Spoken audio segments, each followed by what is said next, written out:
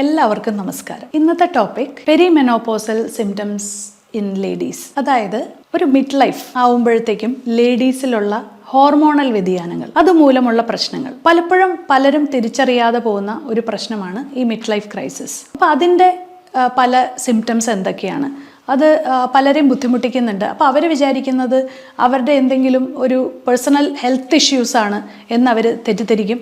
അപ്പോൾ ഈ ഒരു കാര്യങ്ങളൊക്കെ അറിഞ്ഞിരുന്നാൽ നമുക്ക് ഇതിനെ ഒരു പരിധിവരെ നമുക്ക് തടയാം.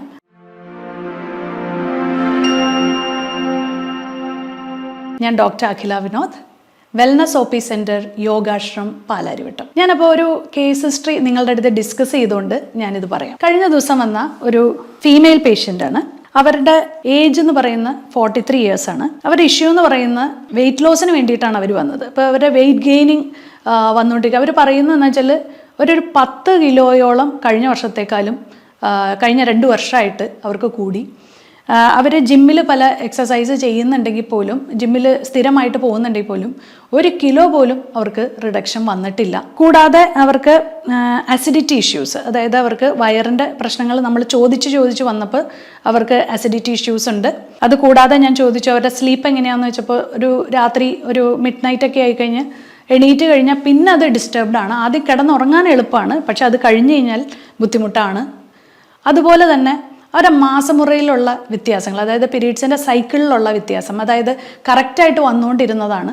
പക്ഷേ ഈ കഴിഞ്ഞ 2-3 മാസങ്ങളിലായിട്ട് ഡേറ്റിൽ കുറച്ചുള്ള ഒരു ചേഞ്ച്, പക്ഷെ അത് വലിയ ചേഞ്ചൊന്നുമല്ല. ചില മാസങ്ങളിൽ അത് 31 ദിവസം, ചില മാസം അതൊരു 26-28 ദിവസം, അങ്ങനെയുള്ള ചെറിയ ചേഞ്ചസ്. അത് കൂടാതെ പിന്നെ അവർക്ക് ചെറുതായിട്ട് ഈ ആസിഡിൻ്റെ പ്രശ്നം വരുമ്പോഴത്തേക്ക് അവർക്ക് തലവേദന, അങ്ങനെ ചില ഇഷ്യൂസ്. കൂടാതെ മുടി കൊഴിച്ചിൽ വളരെ ഇതായിട്ട് നമുക്ക് കാണാൻ സാധിക്കും. അവരുടെ നെറ്റിയുടെ ഈ ഒരു ഭാഗത്തായിട്ട് നന്നായിട്ട് അവരുടെ തലയോട്ടി നമുക്ക് കാണാൻ സാധിക്കും. പിന്നെ അത് കൂടാതെ ഏറ്റവും മെയിനായിട്ട് ആൾ ബുദ്ധിമുട്ടിക്കൊണ്ടിരിക്കുന്ന ആങ്കർ ഇഷ്യൂസ്.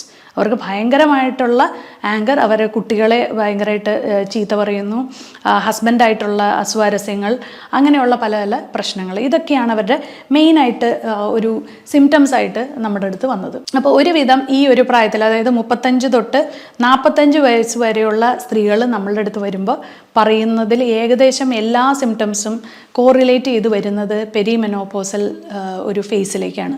അപ്പം നിങ്ങൾ അറിയേണ്ട ഒരു കാര്യം എന്ന് വെച്ചാൽ, നമ്മൾ സ്ത്രീകളിൽ ഒരു 30 വയസ്സ് വരെ ചിലവർക്ക്, അല്ലെങ്കിൽ 30 തൊട്ട് 35 വരെ നമ്മളൊരു ഫേസാണ്. എല്ലാ 5 വർഷവും മനുഷ്യർ മാറിക്കൊണ്ടിരിക്കുന്നു എന്ന് പറയും. അപ്പം നമ്മളുടെ ഇത്രയും നാൾ നമ്മുടെ പ്യൂബേർട്ടി കഴിഞ്ഞു, പ്രഗ്നൻസി കഴിഞ്ഞു, അത് കഴിഞ്ഞിട്ടുള്ള ആ ഒരു ഫേസിലേക്ക് നമ്മൾ വരുമ്പോൾ, അല്ലെങ്കിൽ ഒരു മിഡ് ലൈഫിലേക്ക് വരുമ്പോൾ നമ്മൾക്ക് ഒത്തിരി ഹോർമോണൽ ചേഞ്ചസ് നമ്മളുടെ ശരീരത്തിൽ ഉണ്ടാവുന്നു. ആ സമയത്ത് നമ്മളുടെ ആ ശരീരം അതിനു വേണ്ടി അടുത്ത ഒരു സ്റ്റേജിലേക്ക് പ്രിപ്പയർ ചെയ്യുന്ന സമയത്ത് നമുക്ക് ഈ പറഞ്ഞിരിക്കുന്ന എല്ലാ പ്രശ്നങ്ങളും വരും. അപ്പോൾ ഈ പ്രശ്നങ്ങൾ വരുമ്പോൾ നമ്മൾ എങ്ങനെയാണ് അതിനെ ഹാൻഡിൽ ചെയ്യേണ്ടത് എന്ന് ഞങ്ങൾ കൂടുതലും അവരെ പഠിപ്പിച്ചു കൊടുക്കുന്ന ലൈഫ് സ്റ്റൈലിലുള്ള വരുത്തേണ്ട മാറ്റങ്ങൾ. അതായത് ഇത്രയും നാളും ഞാനത് ചെയ്തു, പക്ഷേ ഇപ്പം എനിക്ക് ചെയ്യാൻ സാധിക്കുന്നില്ലല്ലോ എന്ന് പറയുമ്പോൾ അത് അവർക്ക് ഭയങ്കരമായിട്ട് അവരെ ഡിപ്രഷനിലാക്കുന്നു. അതായത് അവർക്ക് കഴിഞ്ഞ കുറേ ജോലികളായിക്കോട്ടെ, അല്ലെങ്കിൽ അവർ ചെയ്യുന്ന ഫിസിക്കൽ ആക്ടിവിറ്റി, എന്തെങ്കിലും എക്സസൈസ് ആയിക്കോട്ടെ, അവർക്ക് പണ്ടത്തെ അത്രയും ആ ഒരു കപ്പാസിറ്റി ഇപ്പോൾ ആ എക്സസൈസ് ചെയ്യാനായിട്ട് അവർക്ക് കിട്ടുന്നില്ല. അതവരെ ഭയങ്കരമായിട്ട് ഡിസപ്പോയിൻ്റ് ചെയ്യുന്നുണ്ട്. അത് കൂടാതെ പണ്ട് അവർ വളരെ ഹാപ്പി ആയിരുന്നു, ഇത്രയും സെൻസിറ്റീവ് അല്ലായിരുന്നു. അവർ തൊട്ടതിനും പിടിച്ചതിനും ഒക്കെ കരച്ചിൽ വരിക, അതുപോലെ തന്നെ പെട്ടെന്ന് കുട്ടികളോട് ദേഷ്യപ്പെടുക. അത് കഴിഞ്ഞ് കുട്ടികൾ സ്കൂളിൽ പോയി കഴിയുമ്പോഴത്തേക്കും അവരത് ഓർത്തിരുന്ന് കരയുക. അപ്പോൾ അവരുടെ ആങ്കർ ഇഷ്യൂസ് അവർക്കത് കൺട്രോൾ ചെയ്യാൻ പറ്റുന്നില്ല. പക്ഷേ അവർക്ക് അത്രയും ഒരു ആങ്സൈറ്റിയോ ടെൻഷനോ ഉണ്ടോയെന്ന് വെച്ചാൽ ട്രീറ്റ് ചെയ്യേണ്ടതായിട്ടുള്ള ഒരു പ്രശ്നങ്ങളില്ല താനും. പിന്നെ വയറിൻ്റെ പ്രശ്നങ്ങൾ, ചിലവർക്കത് കോൺസ്റ്റിപ്പേഷനായിട്ട് കാണാറുണ്ട്, ചിലവർക്കത് ആസിഡ് റിഫ്ലക്സ് ആയിട്ട്, അതായത് മുകളിലേക്ക് തേട്ടി വരുന്ന രീതിയിലും വരാറുണ്ട്. വൈറ്റമിൻ D നമ്മൾ ഇവരോട് ചെക്ക് ചെയ്യാൻ പറയുമ്പോൾ വളരെ ഡെഫിഷ്യൻ്റ് ആവാറുണ്ട്. അപ്പം നമ്മൾ ശ്രദ്ധിക്കേണ്ട, ആദ്യം നമ്മൾ ഇവരോട് പറഞ്ഞ് കൊടുക്കുന്ന കുറച്ച് ടെസ്റ്റുകൾ എന്ന് പറയുന്ന ഹോർമോണൽ എസ്സേ, അതായത് നിങ്ങൾ ചെക്ക് ചെയ്യേണ്ട നിങ്ങളുടെ പ്രൊജസ്ട്രോണും ഈസ്ട്രജനും പ്രൊലാക്റ്റിനും ഈ ഹോർമോൺസ് നമ്മൾ അവർക്ക് വേണ്ട അവരുടെ കേസ് ഹിസ്റ്ററി എടുത്തതിന് ശേഷം നമ്മൾ അവരോട് ഇന്ന ഹോർമോൺസ്, അപ്പം നിങ്ങൾക്കും ഹോർമോണൽ എസ്സേ എന്ന് പറഞ്ഞു കഴിഞ്ഞാൽ നിങ്ങൾക്കും അത് ചെക്ക് ചെയ്യാവുന്നതാണ്. രണ്ടാമതായിട്ട് നമ്മൾ പറയുന്നത് തൈറോയിഡിൻ്റെ എന്തെങ്കിലും വ്യതിയാനങ്ങളുണ്ടോ, തൈറോയിഡിൻ്റെ ANT-TPO ANT-TG എന്ന് പറയുന്ന ആൻറ്റിബോഡീസും കൂടി നമ്മൾ ഇതിൻ്റെ കൂടെ ചെക്ക് ചെയ്തിട്ട് തൈറോയിഡ് ഗ്രന്ഥി പൂർണ്ണമായിട്ടും ഓക്കെ ആണോ എന്ന് കൂടി നമ്മൾ ചെക്ക് ചെയ്യിപ്പിക്കും.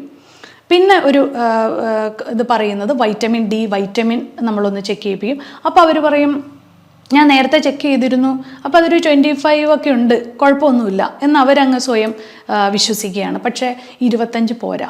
നമ്മൾക്ക് ഈ ഒരു ഫേസിൽ നമുക്കൊന്ന് ഡിഫെൻഡ് ചെയ്ത് മുമ്പോട്ട് പോകണമെങ്കിൽ 70 എങ്കിലും നിങ്ങളിത് എത്തിക്കണം. ഒരു 70-75 ആയിക്കഴിഞ്ഞാൽ നിങ്ങൾ പൂർണ്ണമായിട്ടും മാനസികമായിട്ടും ഇമ്മ്യൂണിറ്റി വൈസും നിങ്ങൾക്ക് ഇമ്പ്രൂവ് ചെയ്യാനായിട്ട് സാധിക്കും. പിന്നെ പറയുന്ന ഒരു ഘടകം എന്ന് പറയുന്ന ഫെറിറ്റിനാണ്. ഫെറിറ്റിൻ പല ലേഡീസിലും ഈ പറഞ്ഞ മാസമുറയിലുള്ള ബ്ലീഡിങ് ചിലവർക്ക് അധികമായിരിക്കും, ചിലവർക്ക് അത് വളരെ കുറവായിരിക്കും. ഈ കുറവ് വരുമ്പോൾ നിങ്ങളത് തീർച്ചയായിട്ടും ഫെറിറ്റിൻ വേഗം പോയി ചെക്ക് ചെയ്യുക, ഹീമോഗ്ലോബിനും ചെക്ക് ചെയ്യുക.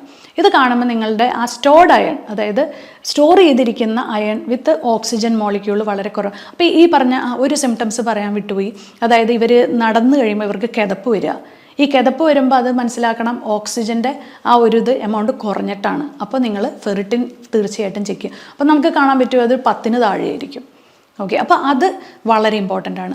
പിന്നെ നിങ്ങൾ ചെക്ക് ചെയ്യണമെന്ന് വെച്ചാൽ ഇൻഫ്ലമേഷൻ, അതായത് മിക്ക ലേഡീസിലും ഇതും വളരെ ഇമ്പോർട്ടൻ്റ് ആണ്. എനിക്ക് കുറേ സിംറ്റംസ് ഉണ്ട് പറയാനായിട്ട്, പക്ഷേ എല്ലാം ഇങ്ങനെ നിരത്തി വരുവാണെങ്കിൽ ഒരു 10, 15, 20 സിംറ്റംസോളം എല്ലാ ലേഡീസും കംപ്ലയിൻറ്റ് ചെയ്തത് വെച്ച് നമുക്ക് വേണമെങ്കിൽ പറയാൻ പറ്റും.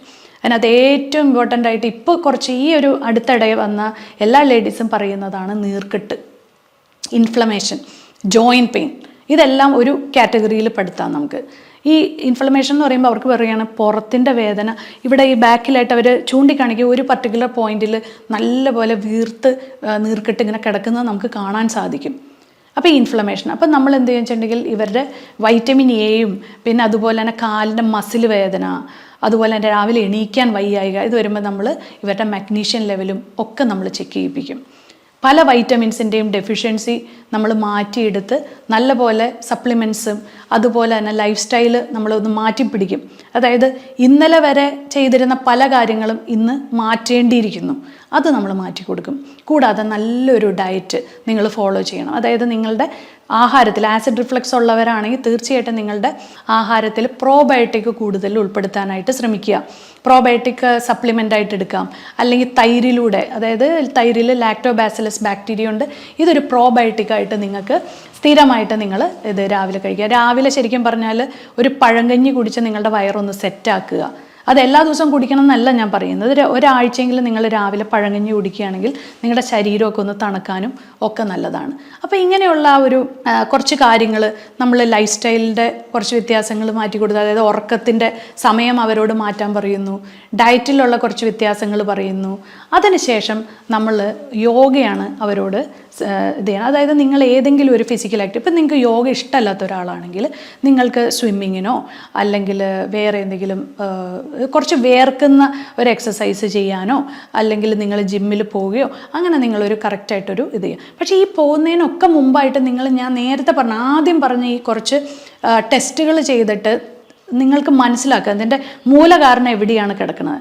അതിനെ റെക്ടിഫൈ ചെയ്തിട്ട് ഈ ഒരു കാര്യങ്ങൾ ചെയ്താലാണ് കാര്യമുള്ളൂ.